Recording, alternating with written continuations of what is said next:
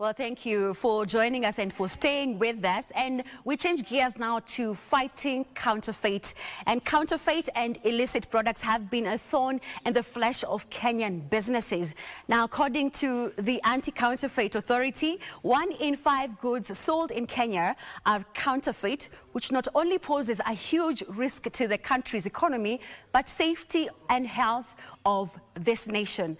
Now, the Anti-Counterfeit Authority estimates that most counterfeit goods are fast-moving consumable goods, including soap and detergents, cosmetics, farm inputs, electrical and electronic equipment, medicine, among others. And to talk about this, I am joined by the CEO of the Anti-Counterfeit Authority, Dr. Robi Mbugua Njoroge, who is the Executive Director at the Authority. Thank you for joining us, Mr. Mbugua. Thank you very much for having me. Okay. Now, starting with how much revenue Kenya loses to counterfeited goods and illicit trade. What is the value right now? Thank you very much for having me. And I am the Chief Executive Officer, Anti-Counterfeit Authority. And to answer your question, we did carry out a study in 2020. And this study was looking at the whole spectrum of the illicit trade. And this one includes things like contraband, we have counterfeit, we have substandard goods, we also have uncustomed goods, we have issues of illegal trafficking, both of human beings as well as human parts, and issues of animal trophies. And the cost of that was about 826 billion Kenya shillings. And if you are to look at the issues of counterfeit, accounted for about 9% of that figure. This is as of which year? 2020. Okay. Yes. Okay. Now, a report done by the Auditor General says that Kenya loses more than 40 billion in taxes annually due to the prevalence of counterfeit goods. Now, I'd like to hear from you some of the interventions you're doing as the Anti-Counterfeit Authority to bring down, or rather to curb, the vice. The Anti-Counterfeit Authority is well seized of the matter. And what we are doing and we have done, first of all, is to look at ourselves introspectively. We have got a strategic plan that has been in place and looking at issues from a strategic point of view. Having said that, we have identified that we cannot fight these vice alone. And we have an arrangement for engaging with collaborators, that is internal collaborators, sister government agencies, and we are working within a multi-sectoral approach, incorporating agencies like KRA, we have Kenya Bureau of Standards, we have the Kenya Police, ourselves, and Poisons Board. And that's the reason why we also have entered into a number of MOUs that seek to ensure that we achieve that particular objective. On the other hand, if you look at the Anti-Counterfeiting Act, we are required by law to enforce that particular piece of legislation. Section 5 of that legislation mandates us first and foremost to create awareness. So we also have awareness creation so that we address the demand side of the counterfeit goods, and that we have a number of activities that are being done in that regard. And number 2, we are also mandated to enforce the act, and this is where now we have our own enforcement officers that are scattered all over the country. And what we have done is to ensure that we reach as many people as possible throughout the country.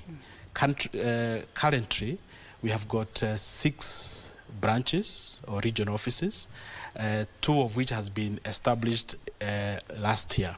That is in the Eastern region and Central region. Beside that, we also have the one in Mombasa.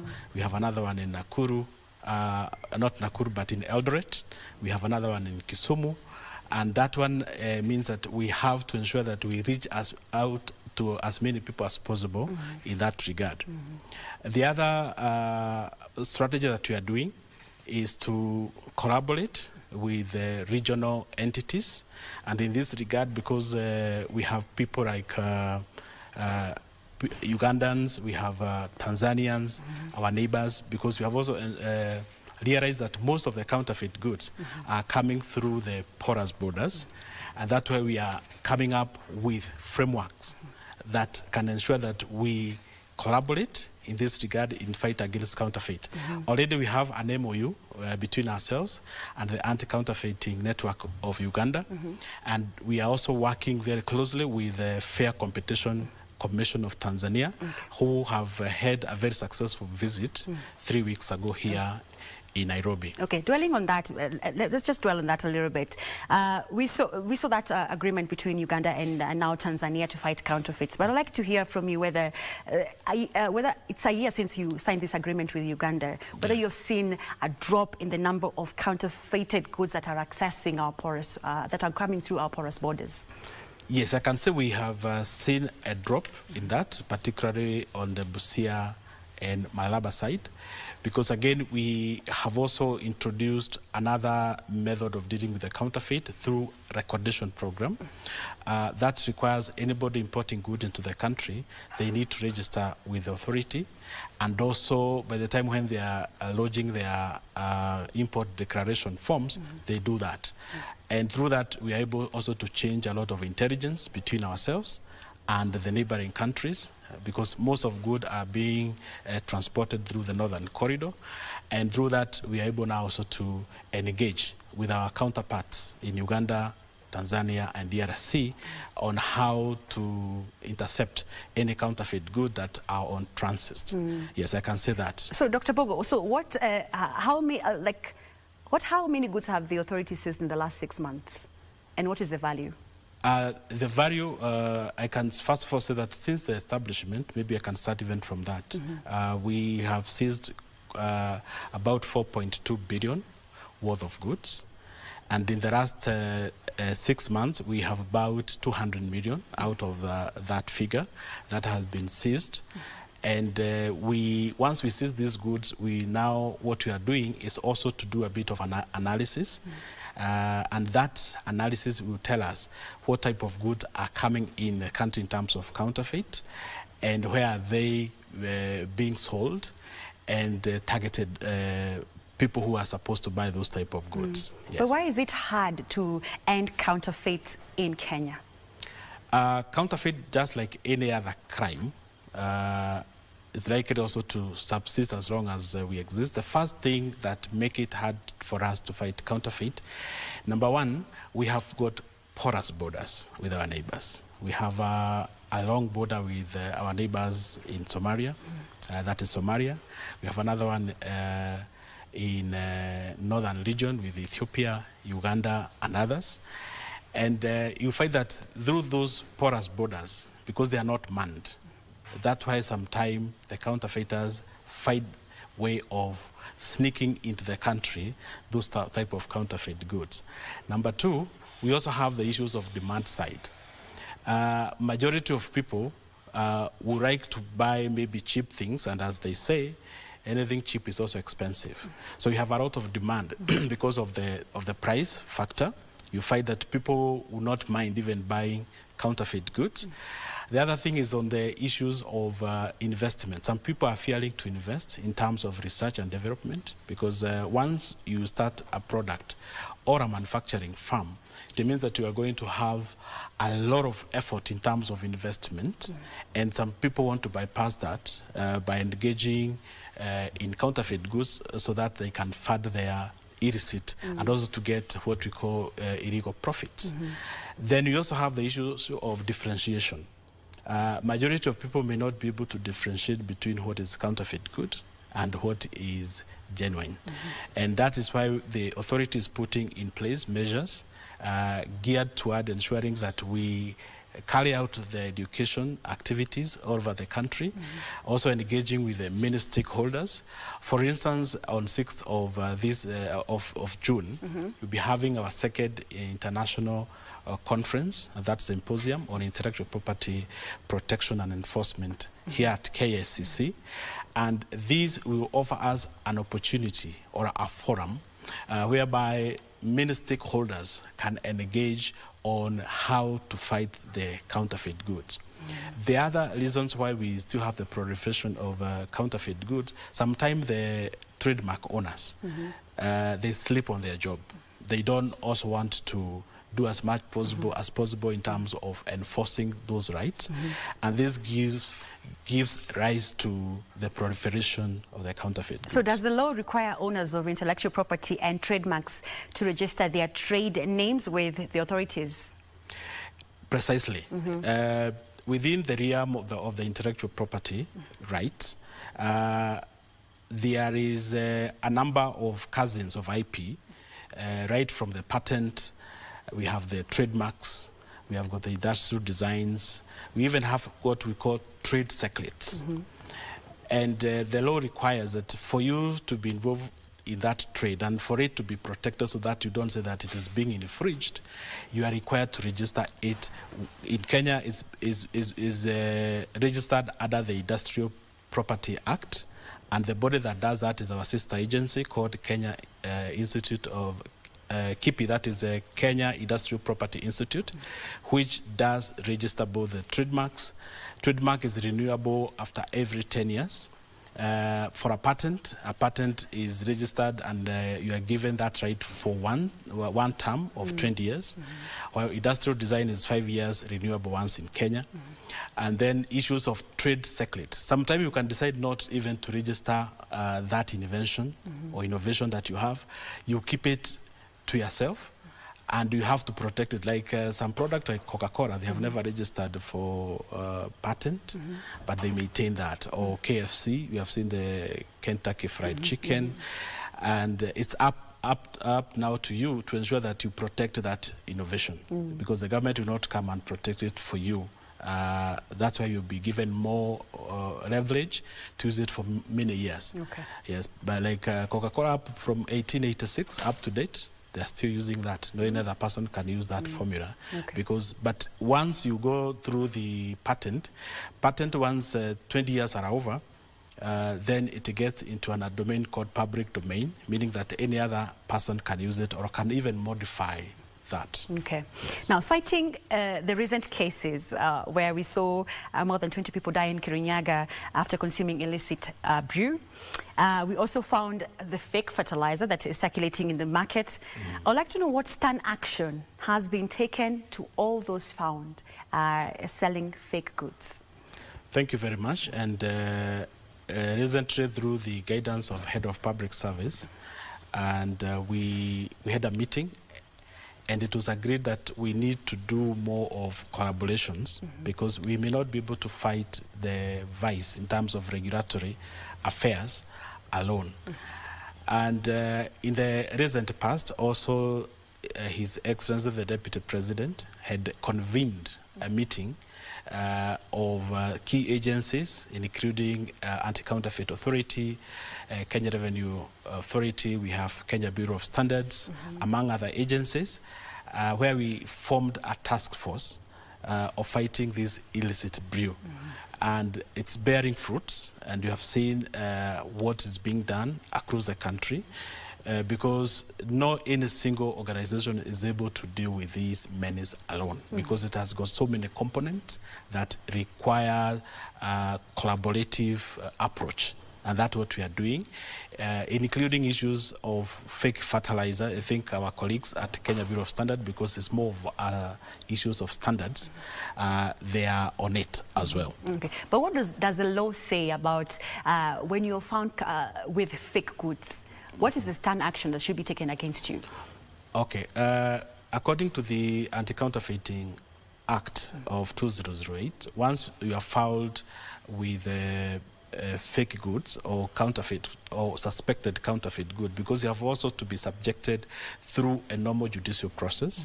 The investigation has to be done by the authority, and if the authority is satisfied that there is a threshold for prosecution, the file is normally given to the Director of Public Prosecution to prosecute.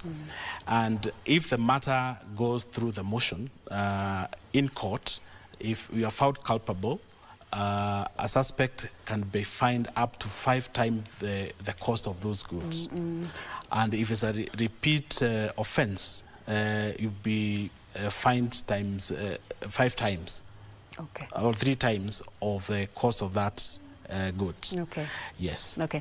No, now, the rise of e-commerce has provided, of course, new avenues for counterfeit to exploit. Now, what are some of the innovative approaches that you are, and strategies that you're deploying or developing to combat this illicit trade?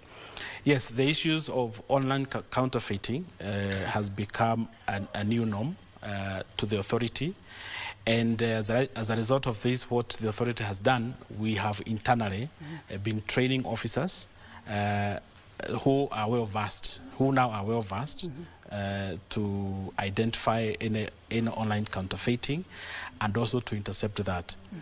Having also said that, the authority is also in final stages of executing and implementing what we are calling anti-counterfeiting integrated management system or AIM system that will allow us through that system even to identify any form of counterfeiting online.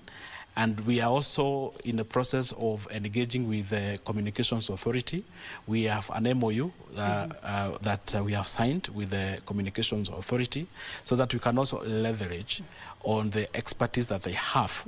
And they can be sharing intelligence and information with the authority for purposes of enforcing the Anti-Counterfeiting Act. Does the authority receive enough funding to deploy officers as well as combat this illicit trade?